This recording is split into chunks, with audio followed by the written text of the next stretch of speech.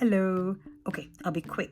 I've been meaning to say, I keep referring to Tommy as Tommy or Tommy as Tommy. Which is the correct one? I don't know. It's not his real name, and I can't decide how to pronounce it. And from now on, it's going to be Tommy.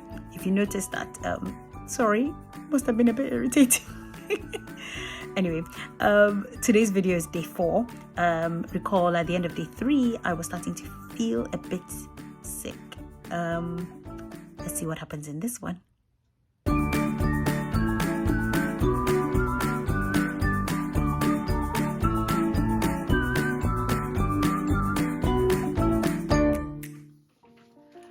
Friday, 20th March 2020, day 4. I woke up at 5:45 with an esophagus half the size of the one I was used to. But thankfully, no fever or cough. The boys were still asleep, and thus came the familiar mix of excitement. So much I could achieve. Confusion. Which to achieve? Pressure. Not much time to achieve. And despair. Too tired to achieve.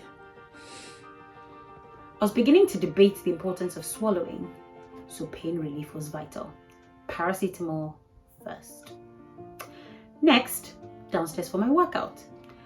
I had barely begun when the first creature emerged, Timmy.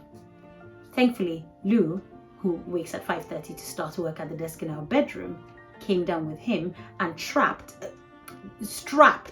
him into his high chair with some breakfast. Okay, workout take 2. 5 minutes in, the next one showed up. I love the boy's sunshiny demeanor, but does Tommy have to wake up quite so ready to go? He insisted that I stop my workout video until I had retrieved his own exercise mat, old baby blanket, and weights, 2 cans of Diet Coke.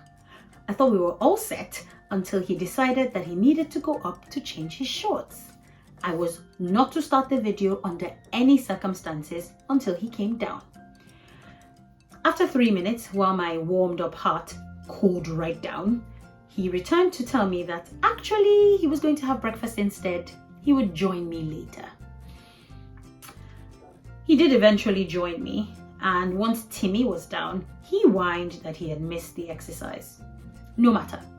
I found some Jack Hartman videos on YouTube. They love those. So do I. Because they can count and move their bodies to quite catchy beats. I joined them for the first 2. Push. And then slipped away to make a cup of tea. And swing.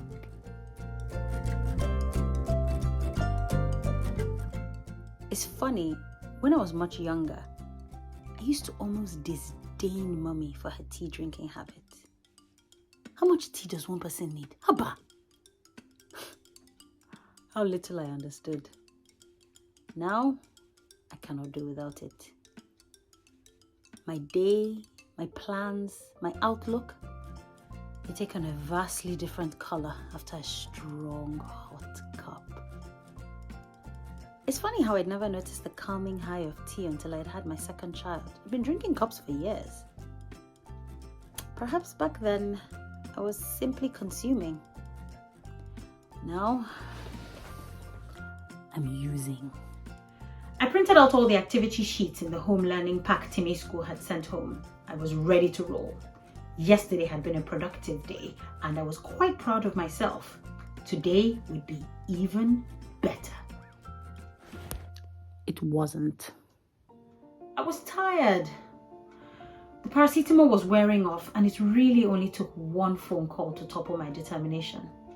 I hadn't spoken to Jay in ages, and the boys had managed to turn the TV on. Half an hour won't hurt, I reasoned as I picked Timmy up and had my own breakfast while I caught up with my friend. An hour and a half later, I needed a shower, okay? I was ready to be supermom. If by the end of this time, I learn properly how to shrug off the pressure to be perfect and to just enjoy and engage my boys, to stop this bizarre tendency to perform for an invisible audience or to achieve grades from a non-existent assessor. If I could only just relax and let my boys learn about life by just living, then there would lie another blessing in the chaos. Auntie T already gave me advice last night when I asked for tips from her experience of superbly homeschooling my cousins. She told me not to get caught up with sticking to a strict schedule and to try to recreate school at home. Children learn so much by just doing life with you, she explained. Just involve them in your tasks.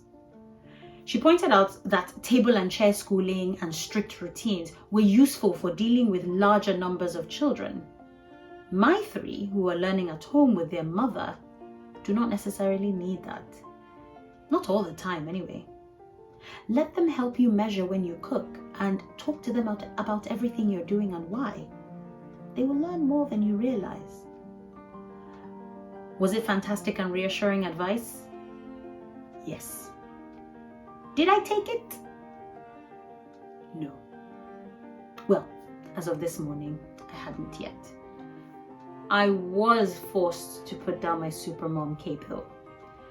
I wasn't feeling 100%. I probably overdid it yesterday.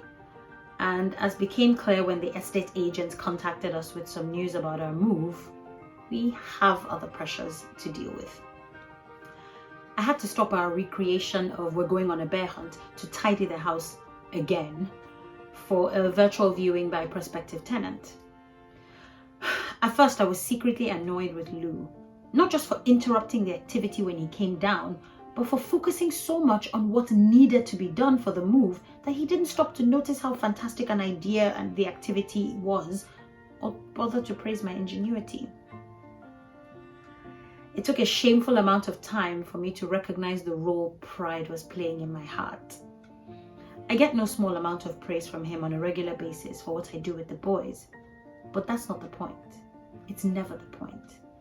The problem is that too often, I find that I'm making my performance as a mom, not the well-being of the boys or our family, the priority. It's a work in progress though. At least I'm able to admit it. After naps, lunch, and for me, paracetamol to keep going, we tried the Bear Hunt remake again. It was fun.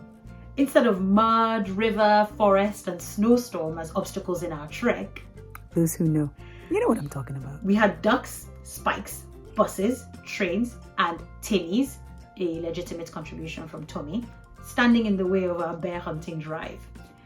We made a card and picture, enveloped and stamped them ready for postage, practiced letter formation and pencil control, and then went outside to play bucket ball.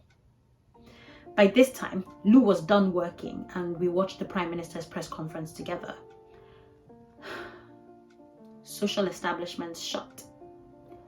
Last day of school for most students. Empty shelves. Distancing for maybe 1 year.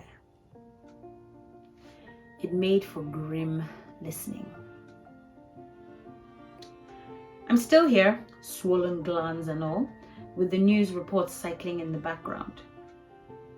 I probably shouldn't continue to fill my ears with all of it, but it's not unlike that fascination with the morbid that keeps us looking at what we recoil from.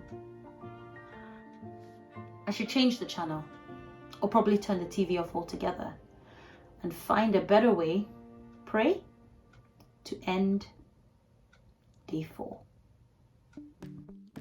I hope you enjoyed that. Yeah, I know I was a little bit stumbly with my reading in this particular one, but it's a bit of an anxious couple of days for me here. And if you want to know why, you know what to do. Read my blog posts. All right. Anyway, see you tomorrow. Bye.